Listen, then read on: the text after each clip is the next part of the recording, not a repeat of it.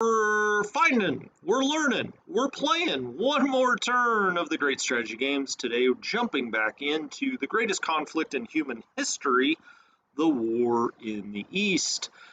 And we are the Axis. We look over the southern front here. And I was looking at this after we went offline last time. I was just kind of looking because there's so many moving pieces down here in the south. I'm afraid I'm going to forget something because, well, let's not say it's happened before. I'll say that was part of my master plan. But it's possible there's been a couple of little movements that we haven't made in the past, and I just wanted to make sure that we're covering off of everything. So I was really looking at this pocket. My God, this is beautifully constructed. If you go to your haberdasher, you won't get a finer pocket than that. How about that reference? Anyway, what I noticed, just looking at this, I was trying to look where are the weak spots. Well, this is a weak spot, but there's no way to take advantage of that for the Soviets.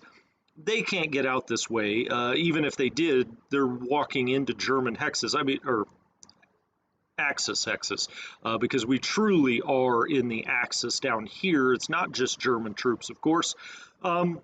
There's nowhere to go here, so it doesn't really matter to some degree. What we have here, we could even not even have these units here, and there's nowhere for them to go or get supply for that matter. Okay, if we look to the north of this pocket, we've got this unit. Could this try to knock it through here and then somehow link up here? Well, I mean, of course they can try. That's not going to work, though. You're talking about what we see. Now, that's fog of war. We don't have an exact number, but what we see, this is not a very powerful unit. So that doesn't really worry me. This does not worry me. It is what looks to be two full Soviet divisions. We have a good defensive division here. We also have part of our fence over here. Even if they blew this one back and somehow got over here, they couldn't get past the zone of control here. They would run out of movement points. We're fine there. I think we're very good here. We've got triple stack here, but some of these are headquarters. But we've got full divisions all along this northern part of the pocket.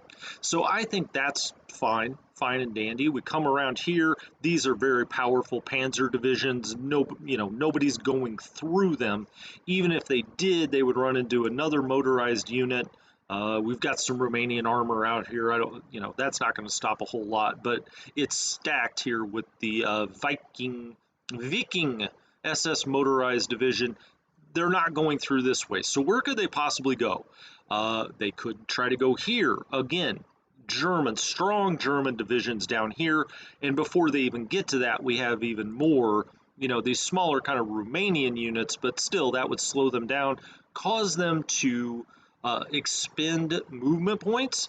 So where could they go? Well, they could go right through here. And as a matter of fact, I think they probably would. If I was a Soviet player and I looked at this situation, if this is how the turn ended, and I started the next turn as a Soviet player, I would do kind of that same analysis, right? We'd go around the board and then we'd say, oh, okay, well, if we can go here and knock this, I think it's Hungarian, motorized out, that's only got we only see the offense and the movement points.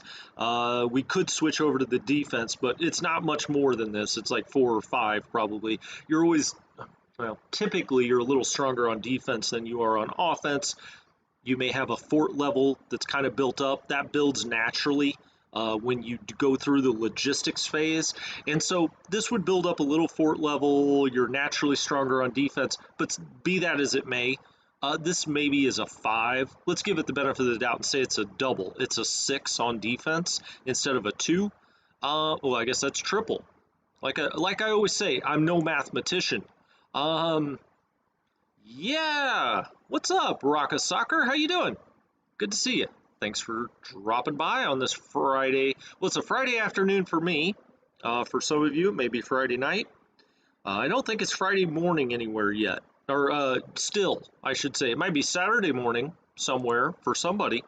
But anyway, they could knock out this Hungarian unit. You also have this Slovakian unit. These two together are our weak link, and I think they would try to go this way. So I was looking around and I'm like, well, how can we deal with that? Now, We have this unit with some movement points. It could try to get down here, but it can only get to here. All right. We don't necessarily need it right here. By all means, if the Soviets want to come out of Kirovograd and attack offensively, leave their perch here, great. I mean, we would love that, right? That's dislodging themselves from this defensive position for no real reason. So they lose the advantage of whatever natural fortifications they built up.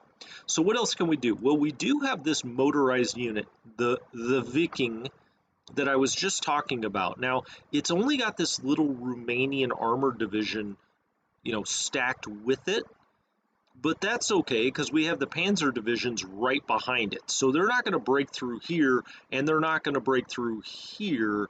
They would take massive losses, and I don't think there's any way they could even get 1-to-1 odds, much less 2-to-1 odds with a motorized division and what I assume is an infantry division underneath. And so this doesn't worry me. So I think we could move this unit. Now the question is, where do you move it to? And I think what I want to do is put it here. I'm tempted to stack it here as well, but the problem with this is if we get out here, we're now 6 away from our headquarters. We're out of command with that headquarters. We're already going to be hurting for supply, being down here 5. That's going to be bad enough. But what we'll do is by being right here, we're going to we're going to exert zone of control. They're going to have to spend a lot of movement points, and they're either going to have to attack there and then try to attack back here. They're just going to run out of movement points, and I really think that completes the pocket. I do think that there would have been a chance. I don't know how good of a chance, but there was a possibility they could get out this way. Now I don't think they can get out at all. We shall see. But I don't believe. I wish I could. Oh, I just said I wish I could move here. Done. Now, though, that does cause us to have to move its headquarters a little bit. So let's shift Z. I knew its headquarters was in here somewhere. And that's part of the 14th Panzer Corps. Okay. So 14th Panzer Corps, there it is. Let's just move it. We'll stack it. Oh, did not mean to do that. Let's undo that. I did not mean to move both of them. Always watch out for that. Luckily, we could undo that. You can undo turns, generally speaking, if you don't get next to a Soviet unit or engage in any kind of combat. If you just move somewhere and you haven't put a zone of control over something or otherwise, you can generally take it back. 14th Panzer Corps, yep, that's the one I want to move. That's good. Everybody, is he on side though now? Yeah, he's 4 of 5. I guess maybe we could have left him there, but that's fine. That's fine. This works. I think that seals the pocket, and it should isolate those troops next time. All right. Rocket Soccer, you're in the same time zone, eh? Are you in California? Up Oregon? Washington? I'm in a good mood today. I was watching the NCAA tournament earlier. College basketball, if you're European or whatnot, college basketball in the United States is very big. I don't think it really has an equivalent anywhere else in the world. It's our higher education schools, but college sports is big here. And I really like the NCAA tournament. There's 64 teams. There's games going on all the time. But I went to the University of Illinois. I'm a huge Fighting Illini fan, and they're very good this year. So I was watching that game. That's got me in a good mood. Okay, so we've got this pocket all sealed up. All looks good to me. Could we bring this guy? Could we move this guy in any fashion? I don't think we even want to.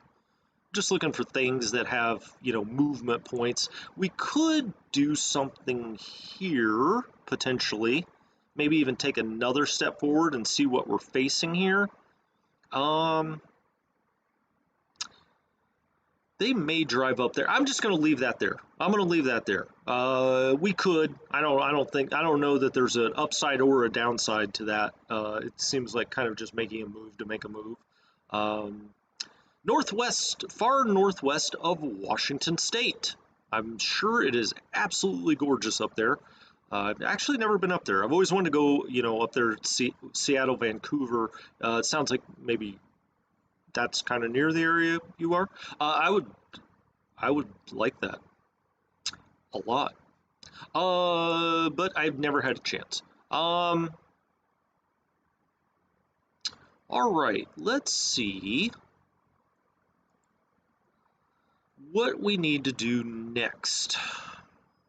Well, we could we attack here? I just said that, and I probably should have made sure.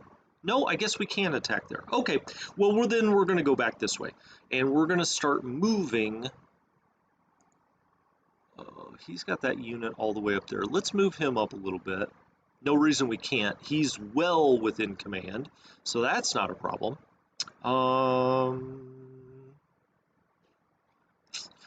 yes, War in the East, too. Well, gosh, my excitement level could not be higher. That reminds me, if you're enjoying these streams, subscribe, like, comment, thumbs up, whatever you want to do. Let me know you're enjoying them. I will be all over War in the East too. There may be somebody that gets the game before me. Well, I know there's one person that's gotten the game before me, but there will be no one that has more War in the East 2 content than this channel. let me promise you that, my friends. Okay, let's start moving from the back, and let's figure out what we want to do. We've got to clear out these 2 Soviet units. Now, if we click on the map and then go up here, we see that they're isolated, all right? But this still has an 11 defensive strength, and it's showing that it still has a good supply level. Our soft factor up here, so what's showing in our left-hand corner is supply.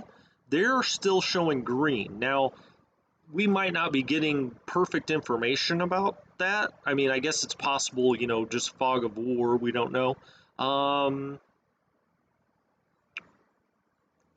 Matthew Russick Donlip asks a good question. Welcome, Matt. I'm going to assume that you go by Matt. If you go by Matthew, let me know. Nothing more annoying than that. I'm Christopher, but I go by Chris, obviously, like most people. So when people call me Christopher, I look around to see if my mother is close. So, oh boy, or my wife. She yells from the background. I don't want to get in trouble. What do you do with your air bases? Well, it's a grand question, and it's one that we've grappled with like a Greco-Roman wrestler during these streams. What do I do with my air bases? Well, what I do is this. The air bases like this, the 6th Army Air Base, the 17th Army Air Base, the 4th Army Air Base, the Panzer Group Air Bases. So where is that sucker now? Oh, I've moved it all the way up here. Those air bases can only take recon aircraft, so I load all of the recon aircraft I can into them, and I move them as far forward as I can every turn. So that way I get as many recon missions as possible done for the least amount of cost, and they're kind of on their own. Now, they are always attached to the group or the army. So, 17th Army, if we find him, where is he? Wait a minute, is he all the way back there? Oh, that's Army Group South. I was on the 17th Army. There's his air base. They've just got to be within, the air base, as you see, only has to be within 15 of the Army. And so you can really get these way out in front, right up by your front lines, so you can run as many recon missions as possible. So put all of your recon in there. I think that only makes sense. What do I do with my other air bases? Well, I take 2, 3, maybe 4 of them that are kind of in the area, and I move them up towards the front, okay? But I move them at the end of each turn. Why do you do that? Because if you move the air base and it's got aircraft on it, it counts as miles flown for the aircraft. So if you want to move a good way of doing this is have open blank airfields. No, when I say open and blank, no squadrons or groups or swarms are in there. Move them up, go to F10, and fly your aircraft from one to the other, because it's always just 1% of their air miles flown. Now you have to do that for, okay, so I just said I move them at the end. That's true. But when I'm talking about doing an air transfer, as they call it, the F10 here, air transfer mode, you have to do that right at the start of the turn. So if you get a couple of these air bases that have no planes in them, you can move them way up at the end of a turn, right behind the front, well, I don't know, right behind the front line, kind of where I have them here. Then you can fly planes up to them, and it only uses 1% of your air miles, no matter how far away it is. Does it make complete sense? Not really. I mean, there's a reason they're changing the air war in War in the East 2. But the basic idea is you want to have 2 or 3 or 4 of these up kind of near the front lines. Sometimes I like to put all fighters in one. So these 2 are all fighters, and then these 2 are all bombers, but they're all right here, right? So they're going to, kind of fly out near the same place. Oh, and that reminds me of something I want to do, but I'll continue. I'll go to that in just a second. So anyway, I would have them stacked here. Then I usually have an air base, let's say back here, so you can fly things back to that and let them rest. So as they get fatigue, you've got one back here, and you may say, well, that's way out of command. It's actually not quite yet, but it wouldn't matter if it is or it isn't, because it's so close to the border, it will draw its supply from the border, or I think we've got it on the rail line. Did we take the rail line up here? No, I think maybe we took the rail line up here. So it's close to the rail line. The ultimate point is it's not going to get supply from its headquarters anyway. So, having it back here is no detriment. I've got another one right here kind of in the middle. Now this has a bunch of recon aircraft in it. I actually need to transfer those out. Oh, nope. Back up. I was wrong. I saw utility planes and I thought they were recon. These are our transport planes. So this is what I do. I've got like 4 air bases up here with all of my fighters and bombers that I want to be active.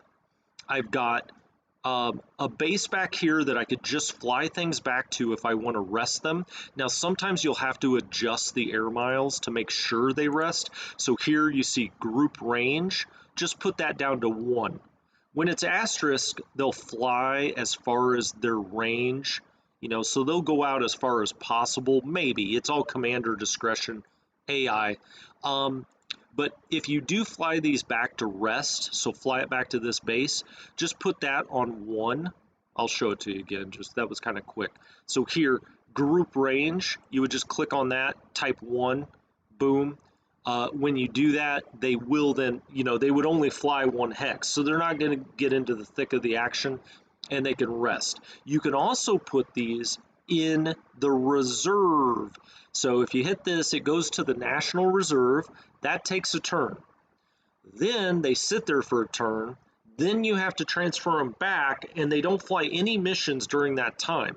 Now that may be great to get rid of a lot of fatigue. I tend to not put things back in the reserve if I don't have to. I mean, if you've got a unit that's got like 50% fatigue and you don't want them to fly the next 3 missions, just click the button. They'll go to the reserve. And then how do you get that back? Well, you would do it from right here. Assign. So you'd go to an airbase, go to assign, then you see what's in the National Reserve. Hopefully that was helpful. Okay, so at the start of the turn, move sort of empty air bases near the front. If you haven't already done it at the end of last turn, try to get one empty and move it to the front. Now you can only do an air transfer once a turn, so maybe I should start even further back. At the end of this turn, turn 7, I will move all of my air bases where I want them. Hopefully. I say confidently. We'll try to. Okay. So they'll be kind of where we want them to be. In this case, they are where I want them to be at the end of this turn. I don't really want them any farther forward than this. I mean, you could put them up here, but, you know, what's a couple of hexes? It doesn't really matter that much. So these are lined up perfectly for me, for the way I want them anyway, at the end of turn 7. When we come to turn 8, if I've got, well, we wouldn't here. These are all transport aircraft to drop fuel on our Panzers. But this unit, if I have anything back here, I have nothing here now, but if I did, I could go up to F10 and move it up to these forward air bases. Hopefully that helped. That's what I'm here for, I guess. CJ, you missed no action, really. We've been talking about air bases, which is always good to talk about. It's one of the more confusing aspects of this game. Like I said, there's a reason they changed the air war for War in the East 2. If there is one complaint about this game, people don't like the air war. Now, with that being said, that goes for War in the West too, which is the model they're going to. I've actually been really deep diving into War in the West, and can I just say, what a great underrated game. I think because War in the East and War in the Pacific are such iconic games. You know, you've got War in the Pacific, which is arguably the most in-depth, complicated war game or any other sort of game ever made. I always say it's the greatest board game ever made. It just happens to be on the PC, and that's by a factor of 10, you know. War in the Pacific, iconic that way. War in the East, the Beast of the East. People always talk about this being the best war game ever made, and the most complex. Now, I don't agree with that it's the most complex, because I think War in the Pacific's on like a whole different level. But these are two iconic games. War in the West kind of gets forgotten sometimes. That is a great game. Okay, so let's talk about the Air War and War in the West, which I'll be doing on the channel either tonight or tomorrow morning. You have what's called air directives.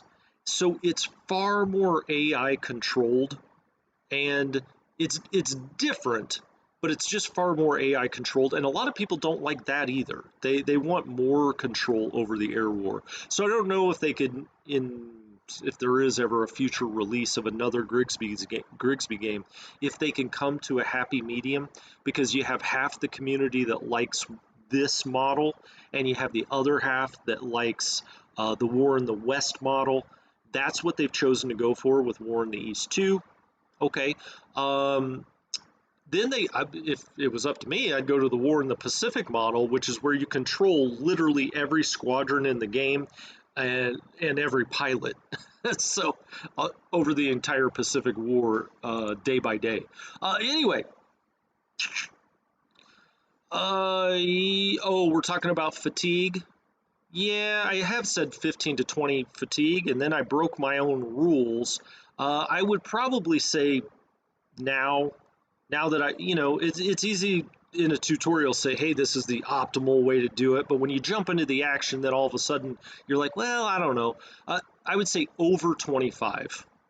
That just as a general rule. If it's over 25, I'd give them a breather for one turn. That gives them a week's rest, and it should knock down enough fatigue that you feel comfortable running missions with them again.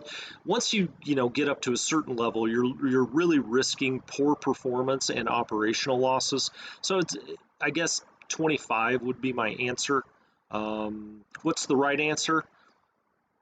I don't know. I don't know what the right answer is. That's, just my experience playing the game. I would say over 25, you need to start getting some rest. Although I have also broken that rule in this game. Let's go see where some of these are. Like 54. See, that might be a little high. He says, oh, keep them under 25. Actually, maybe we'll just take that unit. Now that I just looked at it, hold on. That's like, okay, that one's only on 21 fatigue. We got 30 planes here. This has only got 3 planes. Unfortunately, I can't hop them back to the airbase, but we'll do that because we've already flown missions this turn. But I'm going to try to then do that next turn. Which one was that in? No, it wasn't this one. Let's see what these guys are. 30. The game's going to make a fool out of me. 15. 19. And these guys have all still been very effective, but I think maybe that 30 and that 50 will try to hop back at the start of turn 8. At the start of turn 8, I'm going to go look at all of the squadrons. That does remind me, you bringing up the air war, I do want to change something. Before this next turn. I generally do this when I play the game, and I find it to be really effective and something that not a lot of other players I see online or otherwise do, but I think it's something that really helps, and that is I'm going to turn up for this turn, now that we're in like 7, maybe even starting in 6, you may want to do it. I'm going to click up interdictions to 120%. I'll take their escorts into 80%. Why am I doing that? Well, I think when we resolve this turn, you saw it a little bit last turn when we resolved it. When we resolve this turn at the end of this episode, I think you'll see why I do it. The first matter to talk about is it safe to do? Is it good to do as far as where we are in the air war against the Soviets? This is the time to do it.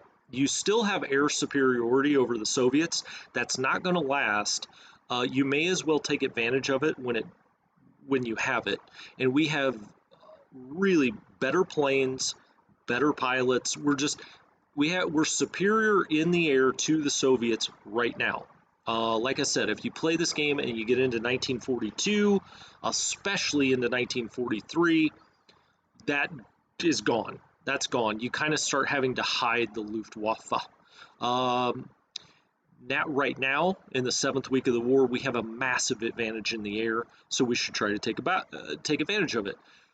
Why am I doing it now? Why didn't I do it before? Well, I could have potentially done it before, but why am I doing it now? Because we're really getting up here and getting pockets. You know, we're trying to form this pocket, and we're going to have these Soviet units trying to get out of here, okay? Whether it be, you know, where are these Soviet units going to go? They've got, like, you know, mountains and German divisions and swamp. So, you know, they're going to try to flee.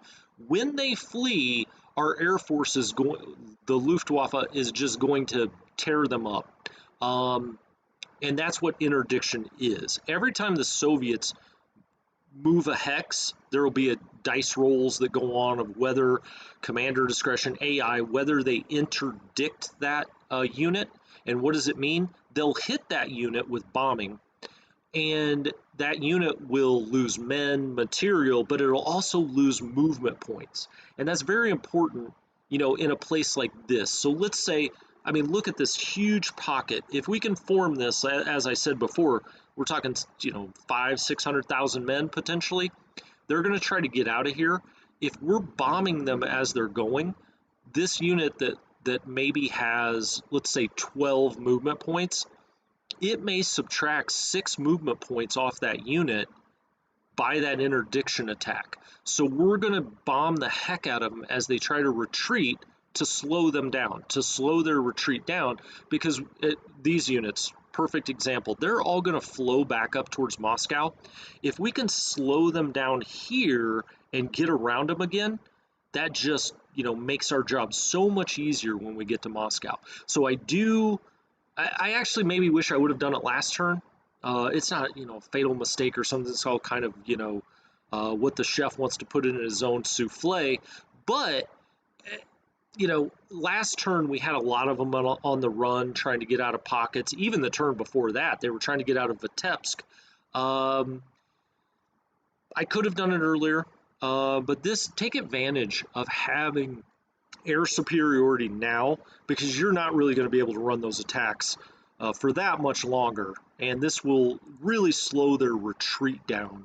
And I think it's something that people maybe don't do enough. You know, they kind of go on pun intended, autopilot when it comes to the air war a little bit, and they never look back at their air doctrine screen. Now, I usually run these kind of lower, but with interdiction, I'm gonna jack that up. I've got city attack up because we are gonna bomb Odessa when we get down here. We're gonna bomb the units in Odessa, and Leningrad as well. Ground attack, I probably could pop this up a little bit. I think I maybe was. Get in there. Come on. Oh, I can't do it. I've already, yeah. I'll have to wait until next turn to pop that up. Um, but I think we should probably jack that up too. We may as well throw all of the Luftwaffe in we can while they're still effective. All right, back to the game. That was great. We covered a lot of topics there. Sometimes those kind of discussions make me want to go back and add some of it into the tutorials. You know, as time goes on, I'm going to go back and edit those to some degree. You know, I love the way they turned out. I'm, you know, proud of those, but you know, there's always things as you go along, you think, oh, well, maybe I should have mentioned this more, talked about that more. And so your questions always help so that I know, you know, maybe what spots that we didn't cover as much or missed altogether. So that's great. All right, let's get these Romanians moving. Now, once they move, we're going to start also moving them south. These Romanians are all going to go try to take the Crimea. Can they do it? Maybe. We'll see. Yeah, we'll see.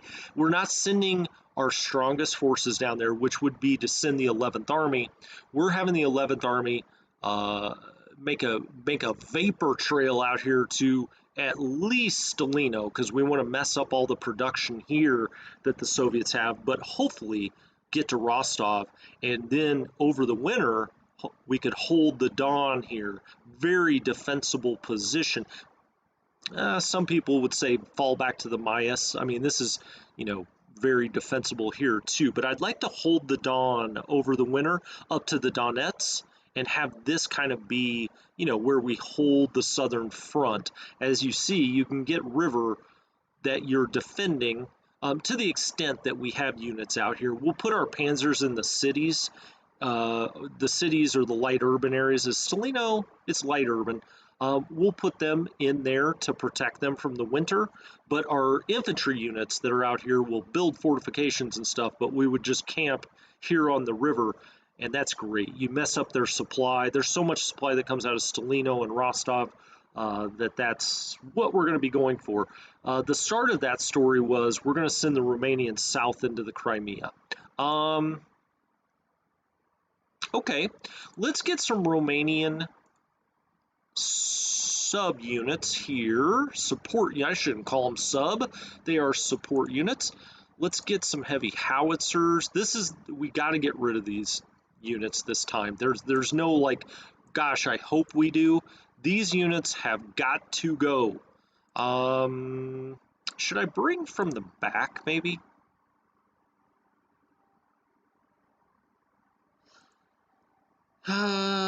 Actually, no. I'm going to bring from the front. That'll keep them all the way. I say bring from the front, as if you know what I'm talking about. I'm going to attack from the front. My usual way of playing the game is to start with the unit furthest back, move it up, attack. Why is that? Because it gets you further forward, right? You attack with the unit that maybe only has 5 or 6 movement points left, and then you can take the one that's got a fresh 13 and go flying forward. But in this case, these guys, you know, that's not as important. We've already got the front moved here, and so they're going to be able to move fast once they get rid of these 2 units. So I'm going to go ahead. I'm going to try a hasty attack. The headquarters hasn't moved, so we're going to get support units even in a hasty. Let's try it.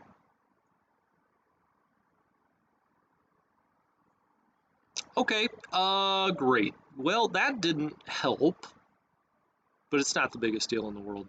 That tells us what we need to know, which is we need to do an actual deliberate attack. We get the odds there. Let's hope they just surrender. They're completely isolated. Many times they will, even out here. Okay, they shattered. That's almost 4,000 men and 200 guns. So they're gone, finally. Okay, as I said, we're going to start bringing them south. Now we've got these mountain units. I'm just going to bring him. Where do we want to go with him? Here? He doesn't need to move that far. I want to keep him kind of with everybody else. I'm not going to use him to attack here. I'm going to use my mountain. What are these brigades? Yeah, brigades. I'm going to use my mountain brigades because he's actually sitting on top of a mountain. It says rough, but that's mountain.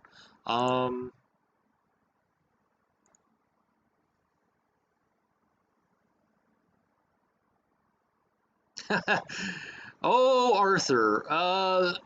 Well, my wife actually is very supportive, which is what you always need in life, right? I'm usually wearing three hats because I'm a lawyer, I watch the stock market, and then I do this streaming channel. So very busy. She actually happens to be an influencer on Instagram, so she understands. She used to be on a network as a news broadcaster. So she actually sets up my, you know, the how it looks here, which is I guess just me. Hopefully that's good. No, she does all my lighting and stuff, but she totally understands because she does stuff, on Instagram and whatever. I don't know. All it takes pretty pictures, I guess. Um, so she's very, very understanding, which honestly you can't do this without that, right? I play games here for 2 hours, but for every 2 hours I'm on here, I'm spending another hour or two reading like the War in the West rule book again. So gotta have a love for it. I'm just gonna put him there. Sure. I don't know that there was a good or a bad choice there. He could go anywhere out here. I don't want him to get too far down here and we'll just kind of keep them all together. I also don't want to use these Romanian units. They're also going to move south. Well, these guys actually won't move as far south. I haven't decided if I'm going to use this Romanian corps. So it's the 30th Corps. They actually have a German general, von Salmuth. They're part of the 11th Army, but they're Romanian, but they're the best Romanian troops you have. I may have them kind of really be the very, very southern part of this and kind of clean up this area as the 11th Army moves across towards Stalino.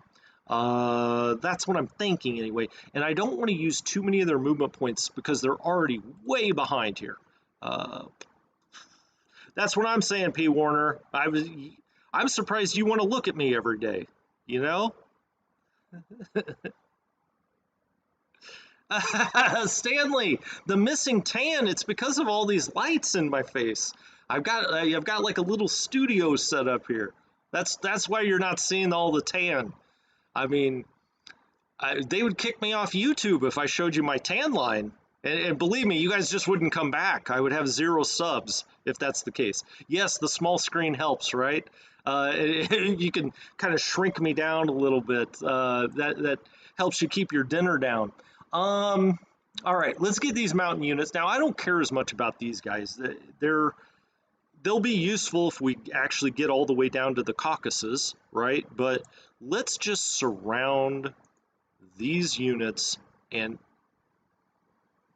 attack the heck out of them. My scientific term, attack the heck out of them. We'll go there and there. So that's 4 or 5, 4 or 5, 4 or 5. Okay, that all looks good to me. And we've got, we could do deliberate attacks here. We're just going to keep attacking until these guys go away.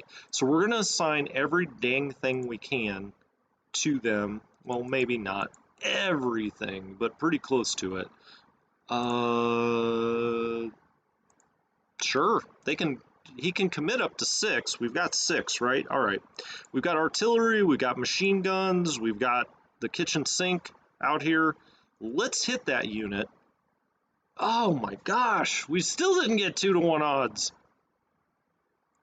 Like I say about some of these units, Soviet bards will be singing about them into the future. All right, well, we're going to do a hasty.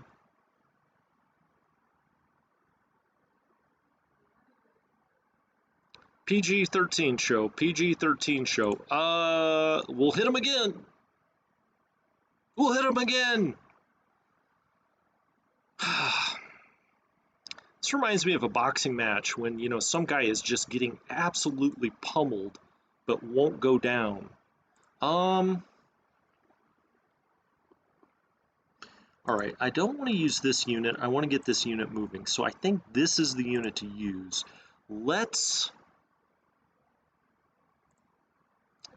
I don't think we need anything more really in 11th Army. I mean, 11th Army's kind of got a free reign here.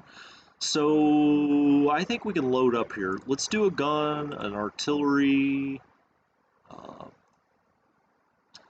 Shit, let's give him the Stug. Let's get him some rockets. The rockets, red glare. Machine gun. All right. This is the one. This is the attack that's going to matter. You know what? I'm actually going to put this unit here just so he can't retreat anywhere. Maybe that's what he needed. Just, complete loss of hope. Well, that'll do it, or it should. Look at that. Those pioneer... He did step back. Okay. I haven't moved the headquarters yet, so I can get support units on a hasty. Please. Yes, surrender. That was only 5,000 men. Wow. They deserve kudos indeed. Holy smokes. All right. Let's get these Romanians rolling. And you never want to say that in a European dance club. Right. Get them going this way.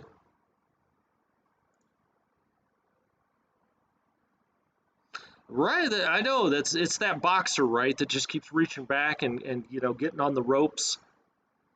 Reminds me Roberto Duran. No mas, no mas. They finally called no mas. But wow, we had to have attacked them 10 times, I think. Hitler not happy in some bunker.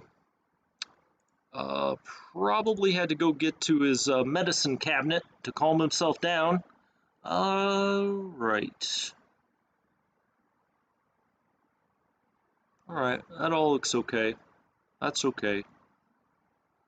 No harm, no foul. It's not like, we can't really go marching into the Crimea with this small Hungarian force. We need the rest of them. So really, this was great theater, but I don't think it really did much. These mountain units we'll take with us if, sometime in the future, if it gets to that point, maybe here around Sevastopol or out here, of course, if we go like out by Baku, if we get all the way out in this, area, there are some mountains down there.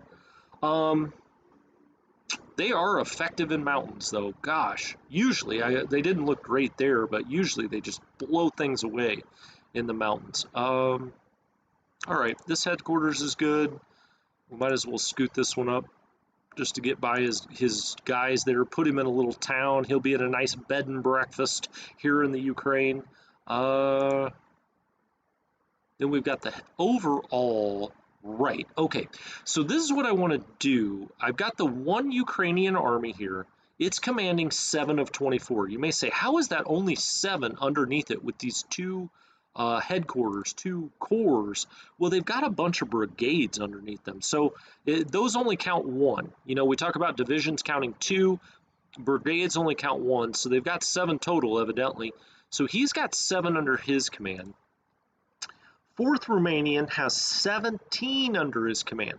All right, but we want to get them out of Army Group South. We've been talking about that. Wow, look at all the attached support it's got sitting up here.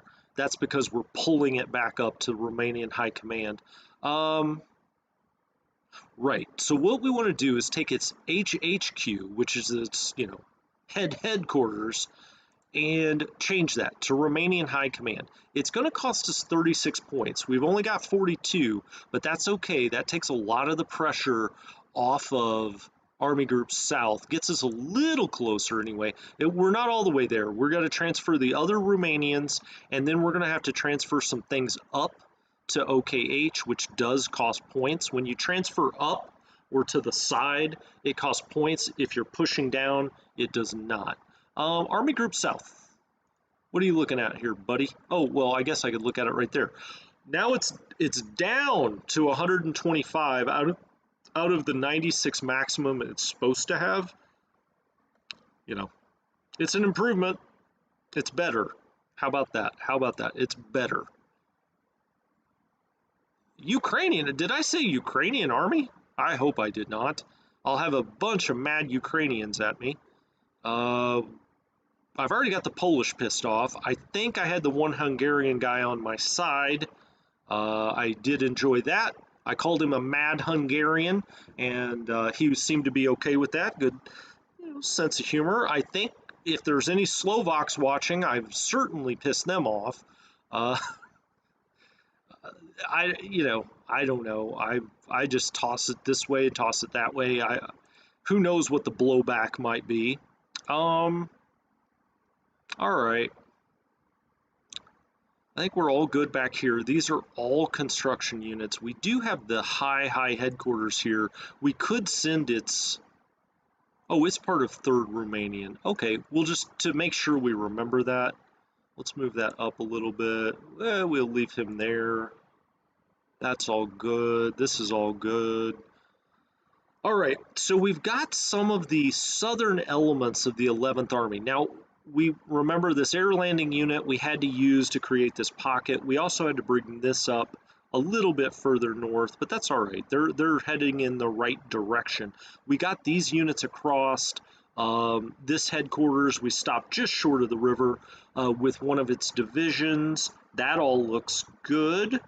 Now, who are you commanding? You're commanding these, right? We just moved you. All right.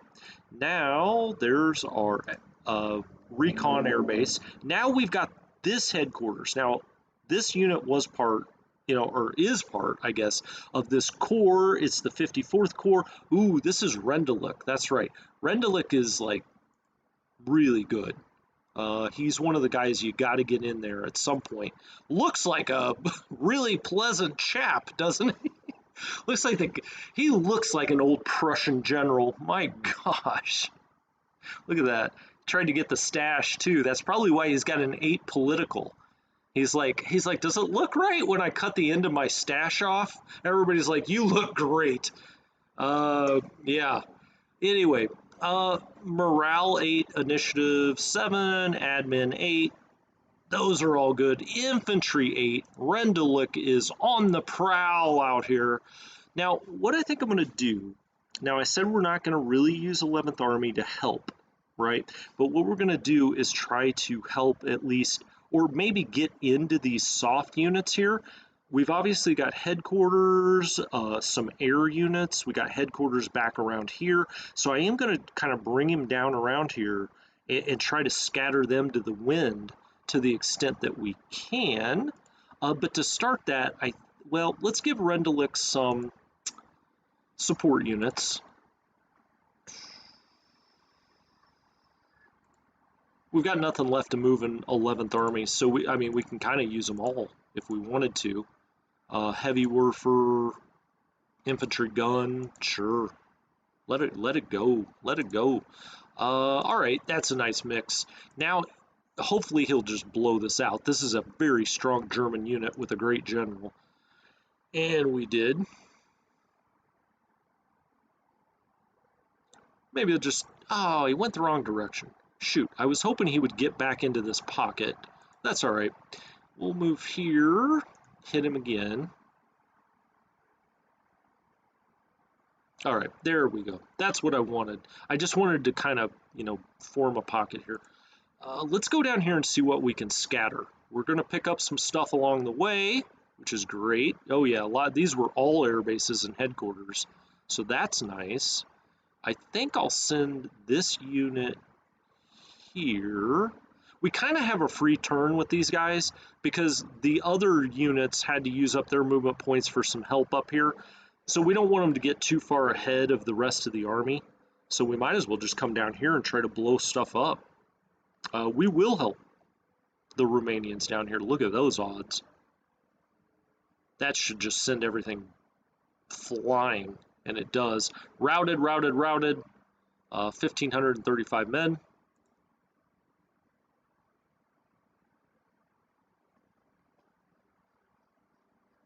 Yes, Al Roboski. Stanley, you're right on top of it. The mad Hungarian, a relief pitcher in Major League Baseball. American baseball. Sounds better than the angry Armenian. I don't mess with those Armenians or Turks. Those guys could have a temper on them. Now, see, now they're going to yell at me. I'm seriously just joking. If anybody in any way ever takes me seriously, please don't. We were talking about my wife earlier. She never does. If she doesn't, you guys shouldn't. Never take me seriously. She just smiled. She's like, all right. I'm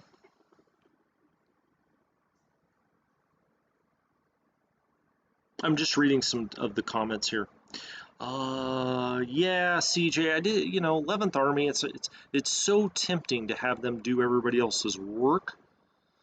Phantom says, is it ever worth the effort required to take the Crimea? Well, you ask a very pertinent question. When I play another human, I never try to take the Crimea.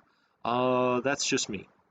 Okay, let's get these guys across the river. Do we want to do that, or do we want to go here and scatter some more units? Why don't we just go here? I mean, probably the more traditional move would be to go across the river, but we're scattering all their air units, headquarters, routed unit. I don't know, everything's flying around. Now they've got like a little fortress there, but they're all soft units, so whatever. Oh, and we still got to cross the river. Well, I could go here. Nah, let's go across the river. Let's get a little bridgehead here. I'm still reeling from the fact I called this on a previous episode a beachhead. Not on the Uzeni Bug River. There aren't too many beaches. Well, there might be some beaches down here. I guess Odessa's probably beautiful. I've never been there, but I'm just suspecting. Okay, we'll move him up 1-2 if we can, and we did. All right, that's all looks great. I know there's a, is it a Hungarian unit that's back here? I know there's one that can move. Ah, yeah, well, there's two that can move. Wow, what do we do with them? I would say, hey, let's rail them, but they're just not strong enough to do that. They've got 9,000 men. These units we may use as security type units to do garrison. Well, let's get it all the way out here through the mountain pass and out onto flat land. All right, we'll get him up there next time.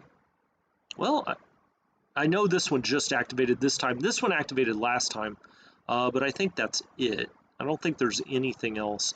Wait until the Italians get in this fray, my friends. After struggling to take over essentially Greek peasants, the Italians have now, or will be moving north shortly to mess with my war plans, because they are certainly not good units.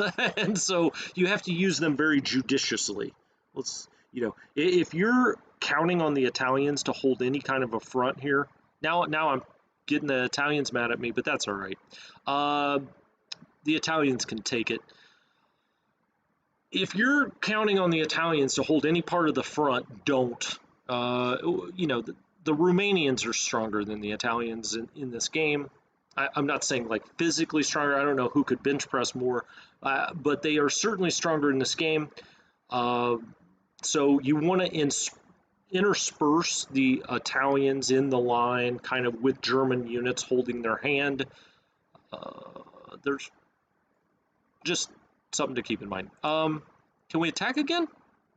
All right. Okay, we didn't take them out, but we'll weaken that a little bit. And now we've got it where none of these can get out to the north. They're all kind of stuck here. I say stuck here. Once again, the AI is playing very passive in this game, or we're doing a great job. I like to think the latter, but it could be the former. Because we're marching in, and it looks like we're going to take Odessa with not very much resistance. Oh, so close, but that's all right. We're just using up extra points. That was kind of a one-on-one battle there. We didn't really do much, and that's that. Okay, while we're here, let's repair the railway to the extent we can. Always good to do that first, if you remember to. Okay, so he's there. Gosh, he's only going to be here next turn because he's got to go across the river. This isn't exactly, you know, drag racing here. Not moving fast. We need that. We need to get that rail fixed because we're going to get way, way out there to the east very quickly. So we need that supply to get out there. There are beaches in Kiev. Notice I said Kiev this time. The shores of the Black Sea. Now, I have heard that the Black Sea is absolutely gorgeous. Someplace that I definitely want to go sometime. That's what I've heard. Yeah, the big shots, they have their mansions all in Odessa, right? I think that is probably true. I have heard that before, let's put it that way. Okay, let's get the recon air unit out here a little ways. Is that all they have? No, they have some bombers too. Okay, let's bomb some units. Let's bomb these units right here. I'll shift with that. Let's see what we've got. JU-88As, all right. Yeah. Okay, well, we'll run these guys first, then we'll run these guys second. We got a lot of level bombers out here to try to weaken these units. So it's hard to tell exactly how much defense or damage you're causing. You see it's turned a little red there, like, oh, I've been bombed, but you don't really know. And I guess that's realistic, right? Fog of war, you wouldn't necessarily know when you bomb a unit. Now, when you bomb infrastructure, you probably have a lot better idea. But you can kind of, because of that, you can see how much percentage of air miles it takes to run a mission like that. So we're going to just launch in there again. And you see, ooh, we lost 8 bombers this time. They lost 2 fighters. They've got a lot of anti-aircraft in Odessa, of course. This time, let's go with...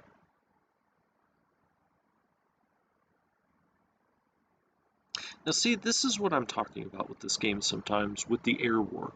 Now, I do not understand. We saw those other level bombers. I guess it's possible. Did we fly them up here last time? I don't think so. Or maybe they're coming from somewhere we can't do it. Well, but like, why? We saw all those other level bombers with air miles that we could fly. And I'm not sure. It's got to be something I don't understand with one of the patches they've done in the game. Because that just used to be no problem. You know, you would just, I saw those others with no air miles. I would run that mission. Okay, done. The other thing it could be is it was a different kind of aircraft. It was the HE aircraft, but they were showing them as level bombers. But it's possible they can't bomb ground units. If that's the case, that's like deep in the rule book, and I don't remember that being the case. I guess maybe they can't be out of fuel. It can't be something like that. So I don't know. I don't really know. Let's go look at some of these bombers. I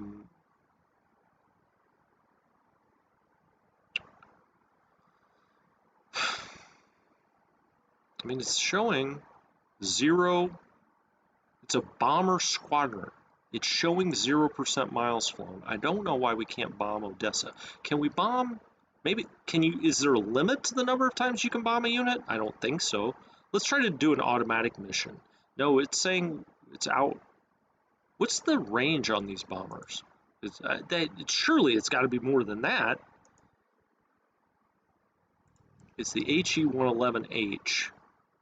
Yeah, the range is like 43, so I don't believe that at all. Let's try to bomb here. Yeah, now we get all these up here. There must be some kind of limit, like over Odessa, you can only do so many runs. But gosh almighty, I don't remember that being the case. But okay, that's fine. If I would have known that, I would have sent all of the bombers. Yeah, it's saying it's out of range. What if I wanted to bomb these units? Okay, now they show back up again. Oh, all right. Now, I don't know. I'm going to leave that there. That's frustrating to me. I don't know why it is. That's generally when things become frustrating to me, is that doesn't make any sense to me. But we'll just launch on this guy that we want to get rid of as well. 129 bomber. Oh, I see. Oh, I see. Is there some kind of limitation on the Romanian bombing? Because that came from up here. That came from German bombing. Hmm. Oh, Rocket Soccer. More than 2 missions in a hex. There's my answer. Thank you, sir. And next time I'll make sure we run all those bombers down here. Stanley, I can't look more in the chat. I got a war to run, my friend. Thank you, Rocket Soccer. Okay. Did that used to be the case? Maybe it was. I don't know. I don't know. Sometimes I've forgotten what I've learned and learned what I've forgotten what I've forgotten. Okay, good to know. Good to know. We'll take that under advisement next time. Let's hit these guys at Nikolaev if we've just got a bunch of bombers sitting around. Doo, doo, doo, doo, doo, doo. That comes from the north as well. These Romanians decided, nah, we're going to sit out this turn. All right, that's probably enough of that. Let's get back into the ground war, which is why we're all here. Right. Oh, we do have a routed unit. We have our first routed unit, as far as I know. The 7th Romanian Cavalry got routed when we resolved last turn. They took a licking, evidently. And, you know, when they're routed, as you see, you can still move them. And I think I will. Let's get them out of here. These guys are, they're dazed and confused walking around the battlefield. All right, let's take this corps here and move it into towards Odessa. All right, looks good. That unit was routed out. Gosh darn it, we're just really... Did I bomb this one twice? Let's bomb it twice if we can. Now that I know that, I'm going to start quoting that rule all the time. Let's launch them all. I don't think the Soviets have any air capability down here anymore. They lost 142 men. We turned one a little more orange and one a little more red. I like that. Let's bomb this one too. This is kind of fun. We're going to get to our fatigue up, but that's all right. Once we get past Odessa, although they could bomb Kiev, he said, I guess, because they are coming from the north. All right, we'll just stop it right there. All right, how do we want to structure this? These two are together. Let's double stack them outside of town. We'll move our head all 3 directions next time just to make sure we blow them out of here. If it's even necessary. We'll see if it's necessary. Okay, these guys are all part of the same corps. Let's load this corps up. 3rd Romanian. Heavy howitzers. I think we can put them all in here, really. There's no reason not to. We'll just see what the commander wants to do. Artillery regiments. Whoa, man, like I said, the Romanians have so many machine guns. All right. Wow, look at all that. That looks fun. Now, let's do a deliberate attack here. We need to get rid of that. If he takes a step back, that's fine. I'm just trying to open up this little... It's not what I wanted. All right. They both still have enough to do a deliberate attack there. Look at those odds. I like that. He may just take a step back. Oh, wow. I don't know if I would have retreated that way. I probably would have tried to head to the coast. But sure, fine. That's now an impassable hex there, by the way. So I'm going to use this one to hit there by himself. I think that should rout them. Well, 2 retreats and a rout. It's not ideal. That's all right. So he's going to go here next time. I'll take one of these guys, stack there, one to stack here. We'll have 8 brigades attacking Odessa. Should be good. Should be good. Right then, we still have this unit back with the 2 units that we're not really doing much with. Let's get them going.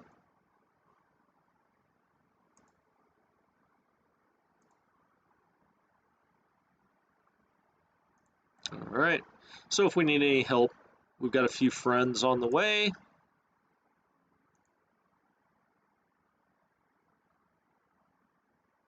Might as well put him right there. That all looks good. All right.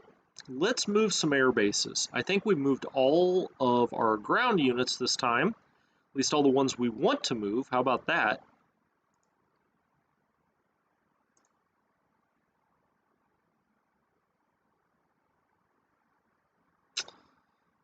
Yeah, these are dang streams. Oh, sorry guys, I just got back over here. Sorry to hear it. All we did was attack in and around Odessa. Um,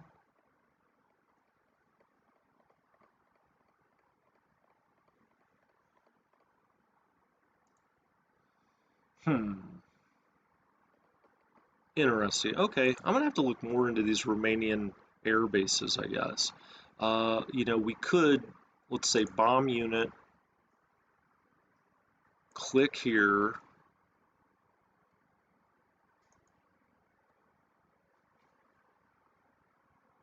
Well, that's not gonna work with utility craft. Hold on, where's my bombers? Oh wow, look at this Flieger Corps. It's got 150. A lot of these guys haven't flown.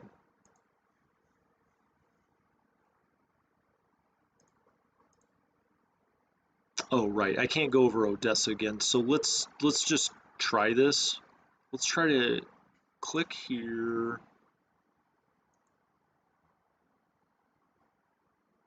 There they went. Look at that. 66 fighters and 166 bombers. Okay, I think that all looks good for now. Air bases. Okay, what do I have in here? I have 17. They're light bombers. They're shown as utility craft. Seems insulting if they're supposed to be light bombers. But let's move this air base up. We'll use this air base and a couple of the others to be our kind of forward air base for the Romanians. This has fighters in it.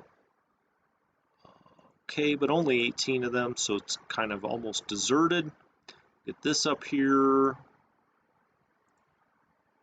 This doesn't have much. We'll get that up here. We've got so many air bases when it comes to them that I guess we don't even really have to be that concerned about it.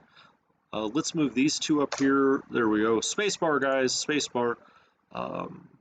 We need to leave at least one air base back, but maybe two. Why don't we leave two?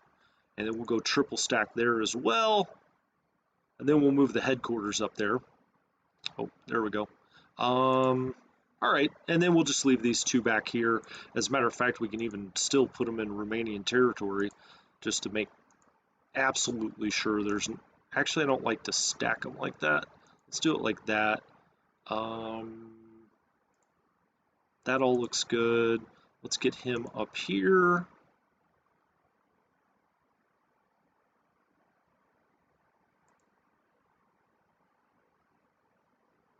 What's up, Defender? How you doing? Defender 1971.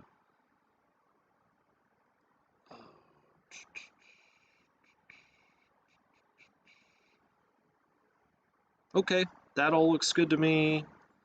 Air bases, I didn't want it to move him that far forward, so we're just going to leave it as is. All the air bases up here, we already looked at these when we talked about this earlier in the episode. That all looks fine to me.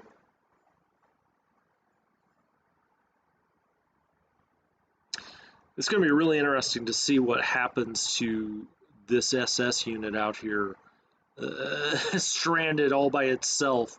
Now, if we click on it, you see there's no contiguous German hexes there, so he's going to be isolated and probably attacked very harshly.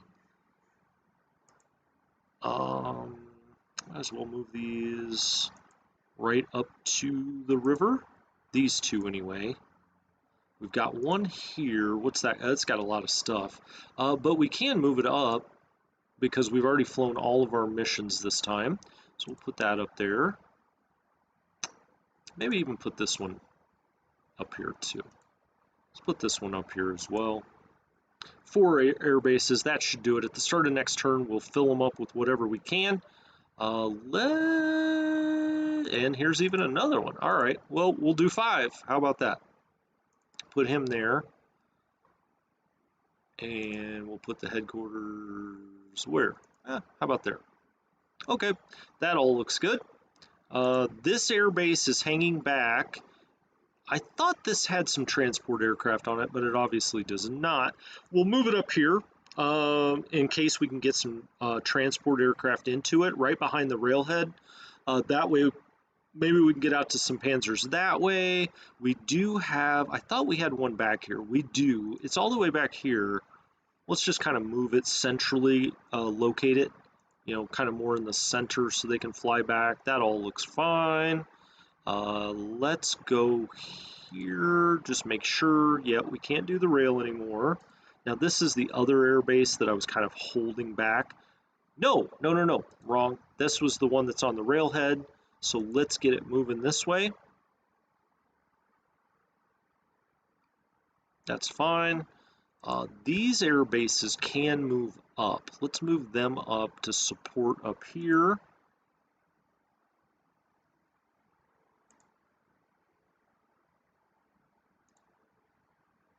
Gosh darn it. Come on. There we go. All right, spacebar.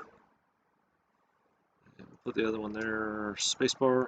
And we'll put the headquarters like right here. Do we have to go across? No, we don't. That all looks good. We've got our recon up here. This is fine for now. This is moving with the railhead, so we'll move that up. I could move these guys up, but we've got our 2 recon air bases there. All right, I think that looks all good, or good enough. Can we say that? Good enough.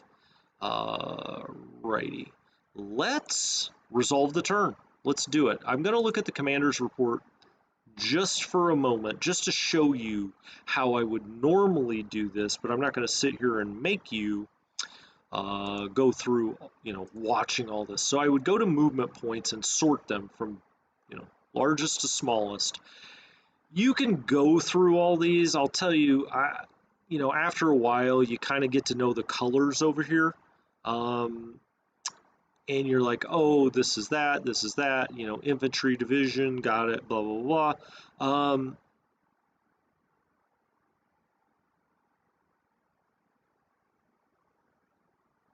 Why is that? Oh, that's not what I wanted. Hold on. Why did I say movement? Oh, yeah. Oh, okay. 2 different thoughts. Movement points, I go through here and I look. You know, you don't have to really go through the 50s and stuff because those are kind of obvious. They're headquarters. There are other things that you don't normally move. But I always look down in this section, like what's got 14 left? Why do I have a division with 14 left, right? So I'd go out to this hex, check it out, see where it is, see why it hasn't, you know. Actually, it's a good question. Why hasn't this moved? It should move forward. So that's why you would do that.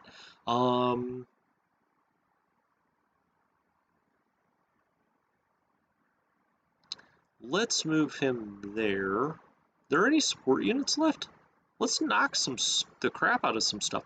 The reason that happened is we attacked Zytomir. We were holding them back thinking we may have, or this unit that was out here, thinking we might have to help, but then we ended up not having to.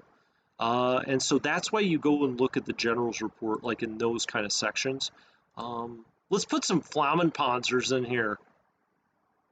Why not? Mixed flak. Okay. That's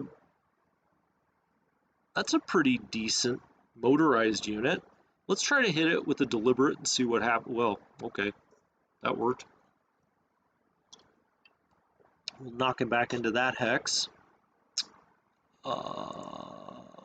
Let's go there. Probably, maybe even could have gone there. He can go there.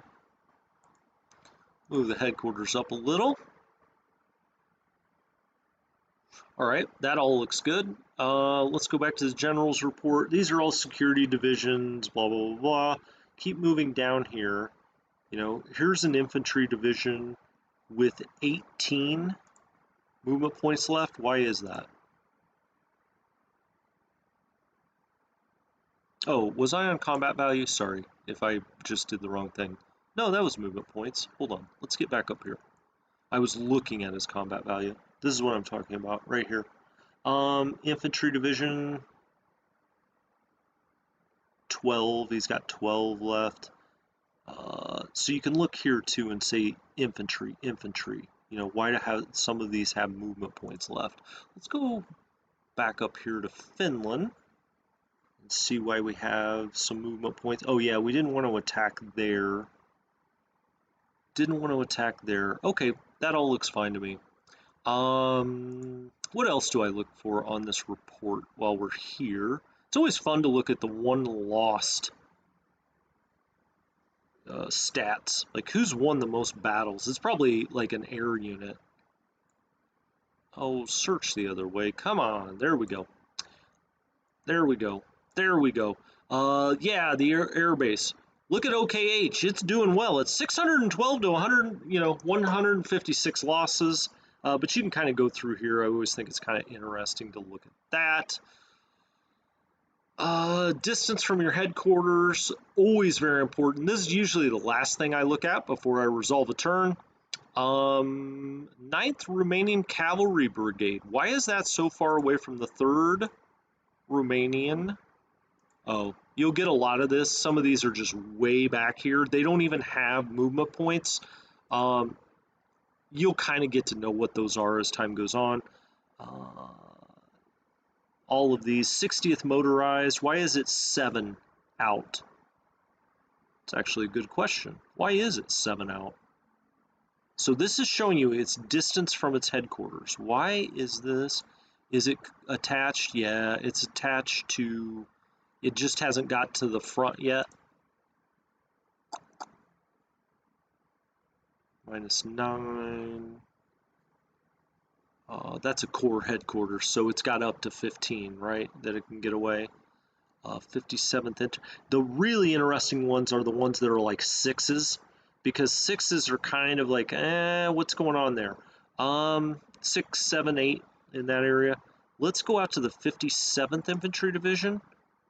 Okay, I'm glad we did. It's here. Let's take the Panzer off. Its headquarters is a little far away, and now we see that's why I do it. These were all going to be out of command this turn because I just didn't move that headquarters. And so now I'm going to move it up here to make sure they're in command. All right, that actually should have gotten rid of most of the ones that were out. We've got a few more. There's an air base. There's a motorized, the Slovakians. That's okay. There's a Flieger Corps. That's fine. Here's an infantry division. German. 35th Corps. Why is that out? Oh, it's the one that's back here. Couldn't move it up here. That's the one that had to go clean up the partisans. All right. I think that does it. I think, like I said, just kind of come in here and look at the ones maybe that are 5, 6, 7 away from their headquarters, because that's kind of that area where you'd say, oh, maybe I just made a mistake, which I did. I mean, I'm glad I found... Where did he go? He's down here. I'm glad I found this headquarters right here, the, 34th Corps? Because otherwise these guys would have been completely out of supply and we would have wasted a turn with them. The Panzerjäger! Yeah, the Panzerjoggers. That's right. Panzerjägers. I know it's Panzerjägers now. Okay, let's resolve the turn. And this time, well, before we do, let's zoom out and just kind of look at the grand strategery, as George W. Bush would say. Here's Rostov, here's Stalino. In the south, we're plodding along. We've got a nice pocket here. As we click on that, let's get the, oh, it is on. It's not showing these as isolated yet. Hopefully next turn. These are all of our units that are far away from the bridgehead. Bridgehead. railhead. But as you see, we got a long ways to go and a short time to get there. Watch old bandit run. If you guys have ever seen Smokey and the Bandit, some of you younger people are like, is this guy off his medication? Those were popular movies with a young and handsome Burt Reynolds. Yeah, I mean we're outrunning our supply to some degree, but what can you do? I mean, you can't just sit here and wait for railroad units to catch up. You got to kind of play back and forth. This was too good of an opportunity to pass up. I have a feeling they're going to run straight out of here. So this time, watch the interdiction, and maybe I'll even slow it down a little bit as we go along. All right, so let's resolve the turn. Let's see what happens. In this turn, yes.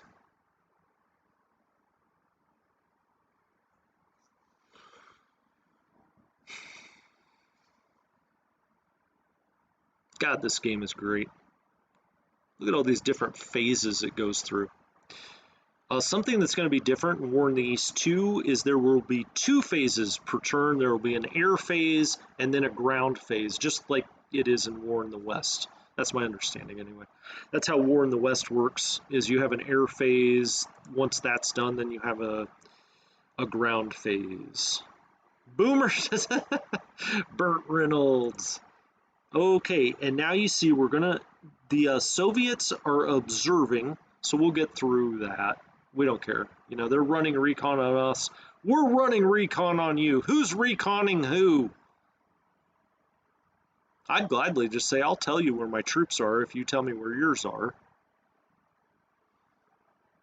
Okay, interdicted. So this unit is trying to move. And when we hit it, you see here, MP reduced by 6. They also lost 7 fighters, 17 men. You can see the stats flying by here. They're losing fighters, but maybe most importantly, they're losing movement points.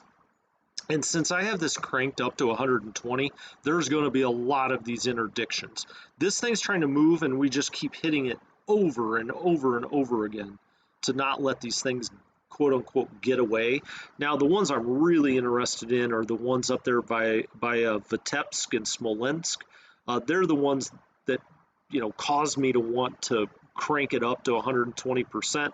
Again, if you're just tuning in now, you haven't been watching before or whatever, 100% is the AI will run what it thinks is appropriate, but then you kind of have a slider scale based on those percentages to go above and beyond what the AI thinks is good, or less if you want. I've been running less escorts, for instance, just because you don't need a lot of escorts early on. The Soviets don't have enough to counter you in the air, and so you're just wasting air miles by your fighters. Now, you could say, what else do fighters have to do? But as you saw with that one squad we had, they have a fatigue of like 52%, and those were fighters. Look at that. We're still just destroying their air force. But from this high level, you can really see where the squadrons are coming from. I kind of like this level. I'm going to come out here every time when we resolve a turn, I think. MP reduced by 6. They lost 29 men, 3 potentially tanks, and now we're hitting, here they go. They're trying to get out. They're trying to get out through the back screen door, and we are hitting them with interdiction.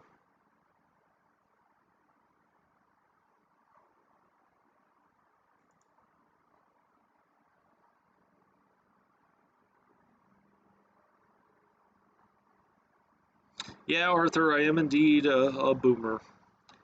No, I'm not. Come on. You're hurting feelings here, Arthur. I'm young at heart. That's all that matters. That's what you tell yourself, right?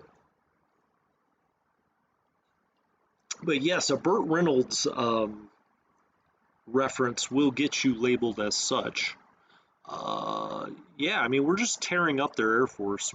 That's part of this interdiction too, is we're knocking even more planes out, hurting movement points, and they're losing men, as you see right there, 22. I mean, it's not a big number, but this does wear them down. MP reduced by 4. And we're losing stuff along the way. A plane here or there. We didn't that time, but...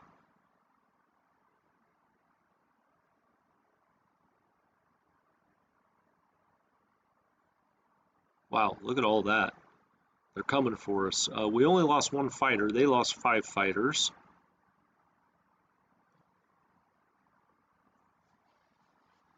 I mean, you kind of have to watch this. I'm tempted to kind of scroll through it, but I don't know. I find it kind of interesting because it does tell you where they're trying to move. Look at that line on their rail. So they're railing all of these units out. Wow, look at that.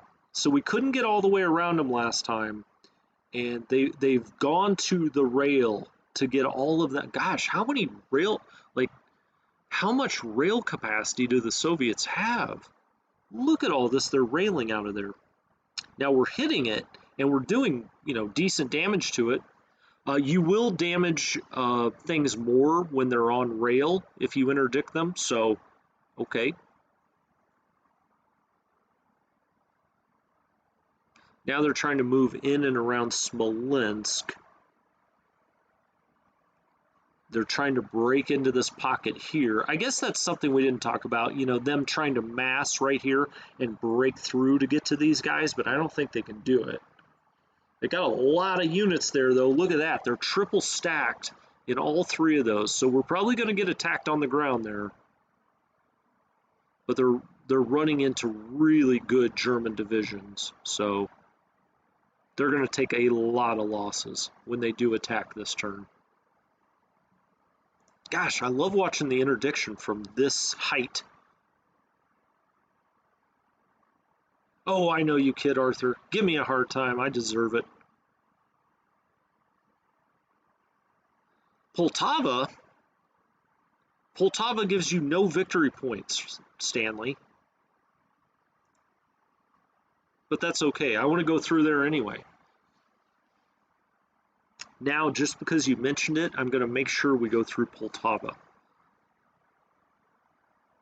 All right, you guys get the basic idea. I mean, I could keep letting this go, but let's move it along a little bit. You can get the idea of where they're moving just by watching this. I mean, obviously you can always center your eyes on Moscow and you're like, oh, okay, this is, they're really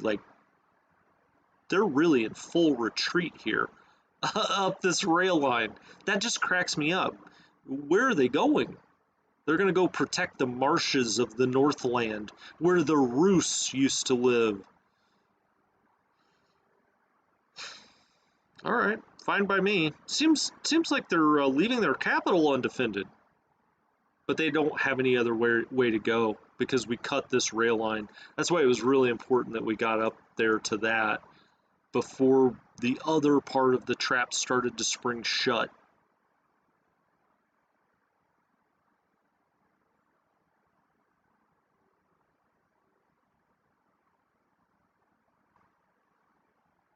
All right, well, that's phase 1 of interdiction. Now here come, oh, pause! Get there. Okay, I did it. Wow, look at that. Just to the northeast of Smolensk, where we have the 161st Infantry Division, which is bringing 128 combat value to the table. It also still has a Werfer Regiment, a Flak Battalion, and a mixed flak that were committed to its defense by Walt Weiss.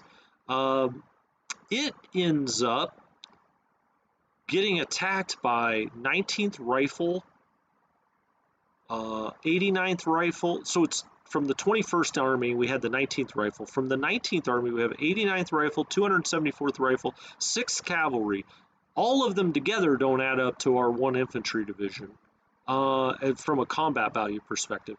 But they did bring 90,000 men to the field. This is just one small little isolated battle. That's what makes this war so fascinating to me. Just the numbers and scale. 90,000 men, 1,100 artillery pieces, and 80 armored vehicles attacked 19,000 men, 300 guns, and we beat them. We only lost 188 men. They lost 1,415, a lot of artillery. I say a lot, not a lot. In relatively speaking, not a lot. Um, wow. Okay, he does take a step back, but for all intents and purposes, we won that battle. All right, what do we have down here? This is okay. This is just outside Kiev. They're trying to mass right here and strike back at us. They've got 65,000 men. We've got 18,000, and of course we just whipped the pants out off of them. They lost 1,000. We lost 137. We may take a step back, but that, you know. Now we go back into some more interdiction. Now we go into the second phase of interdiction, and then we'll get more battles after that. Okay, 5th Romanian got hit. This is the front part of the pocket. Oh crap, did he sneak somebody up there? Did you see that? I think they got a cavalry regiment or something up in there, into our pocket. Oh, oh no, we've got Soviet units on our rail line behind us. Whoops. Okay, well, we're gonna have to deal with that. That was a good job by the AI. That's fun. These guys just emerged out of the swamp. We got some more interdiction going on.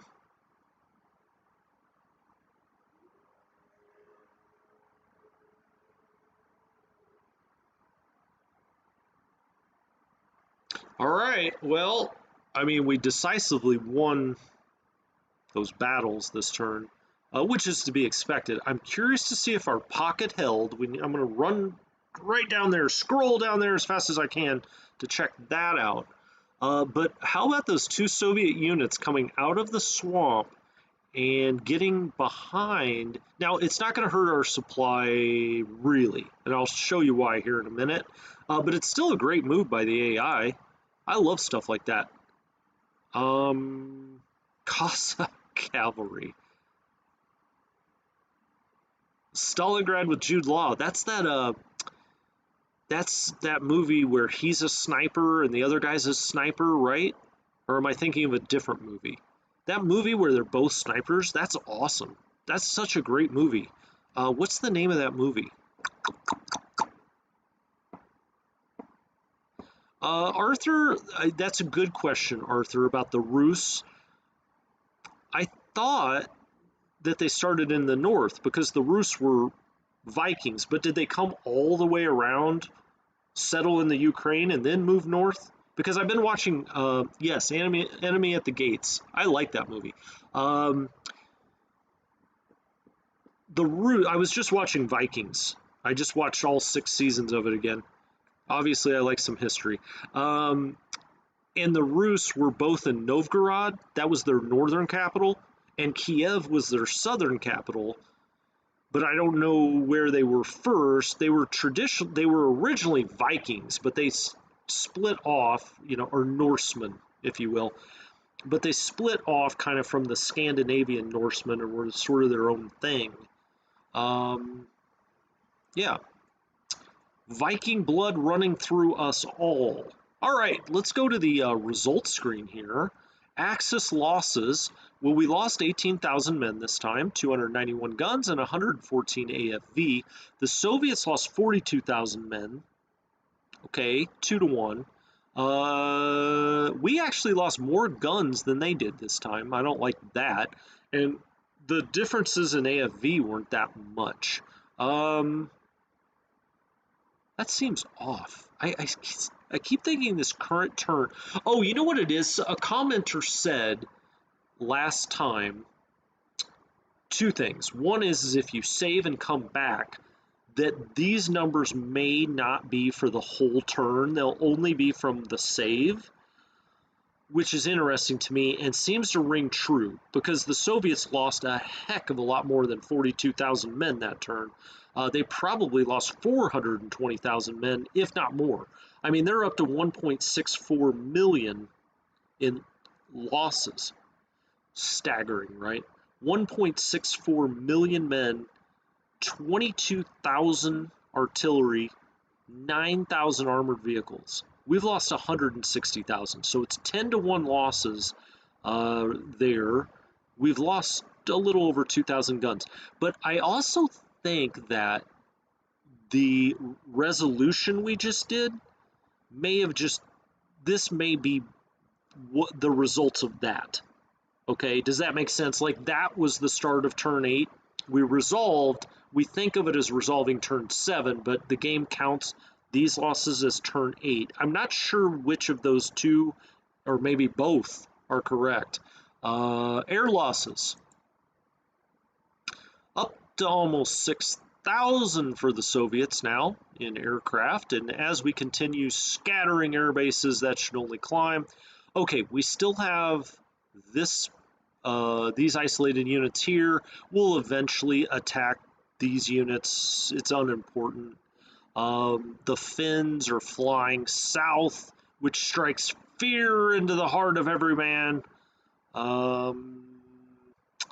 Okay, our fuel situation might be a little better. Now only kind of the very outer limits of our panzers here are far from railhead, showing there.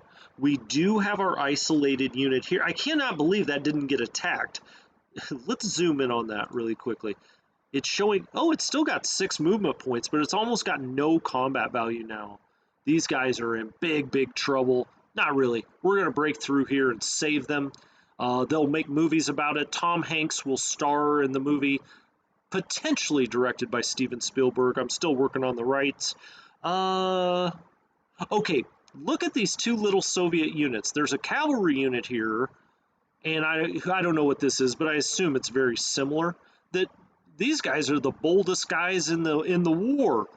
They're just like, boop, boop, boop, boop, boop. I'm going to come here and get behind you. I'm working in envelopment, evidently. Luckily, we still have this unit on this side of the river. We'll knock them out, and we're still in supply. As you see, they still have pretty decent movement points. That's because we can trace it still back through German hexes. You know, they didn't completely cut it off. They cut it off, I guess, if we were pulling it this way, which we probably are, because the railhead is right here. We probably were pulling it down this way, but we can still get it up and around. So they weren't completely cut off. The only cutoff unit we have is this unit. Look, it looks like they've abandoned the field at Kiev. I don't believe that. We'll have to run a lot of recon here, or maybe the minute we move, they'll just all light up. I don't know how we wouldn't still have some detection level on them, unless maybe they are back across the river. That would be a very interesting strategy that I've never seen before. And look, they did break through. Look at that. I should have kept this unit right here, I think. That's okay. We're gonna are we gonna cut them off next turn? Now see, the thing is, their defensive levels went way down. I don't know. We'll have to think about that. Yeah, look at that. They completely abandoned Odessa. And so whatever AI script I got this time, I got the white flag script, I think. Actually, the way we're playing and threatening envelopments all of the time, in my opinion, like if I play another really good human player, is the best way. It's even, in some cases, even better than an envelopment. You may say, sure, what's better than like pocketing, 300,000 troops? It can't be better than that. But what we're doing by threatening the envelopment is we're causing them to continually retreat. Well, which is smart in some respects. I mean, where else do they have to go? So here, if you're a Soviet troop in Odessa, it's either next boat out, or you're going to be running this way. You know you're going to get captured or killed. So these guys are just hightailing it out of here. These guys actually fought through, good for them. But same with Kiev. We're now threatening an encirclement. Once the panzers get across here, we could get an encirclement around the entire city. Where it really has worked is right here in the center. Look at all of this land they just gave up. And why is that? Well, we were one turn from getting completely around what had to be almost a complete army group or the equivalent of it. And so they had to retreat out. Now, you may say, well, why would that be better than an envelopment? Well, that may be a little strong. Go for the envelopment if you can get it.